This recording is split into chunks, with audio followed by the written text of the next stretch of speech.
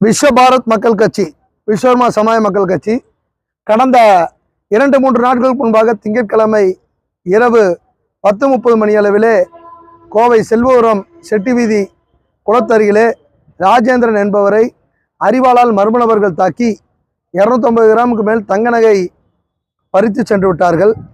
இதற்காக அந்த மர்ம நபர்களை காவல்துறை பிடிக்க வேண்டும் என்பதற்காக வேண்டி விஸ்வ பாரத் மக்கள் கட்சியின் சார்பாக இன்று கோவை கமிஷனர் அலுவலகத்திலே கமிஷனரை சந்தித்து நாங்கள் மனு கொடுத்திருக்கிறோம். துணை கமிஷனர் அவரையும் சந்தித்து இது சம்பந்தமாக குற்றவாளிகளை உடனடியாக சட்டத்தின் முன் நிறுத்த வேண்டும், விஸ்வகர்மா சமாஜ மக்களுக்கு பாதுகாப்பு அளிக்க வேண்டும். பொதுவாக தங்க நகை தொழில் செய்பவர்களுக்கு அந்த பகுதியில் சிசிடிவி கேமராலாம் குறைவாக இருந்திருக்குது. அதனால் சிசிடிவி கேமராவெல்லாம் அந்த பகுதியில் அதிகமாக பொருத்த வேண்டும். அடிக்கடி இரவு பொழுதில், குறிப்பாக இரவு பொழுதில் தங்க நகை தொழிலாளர்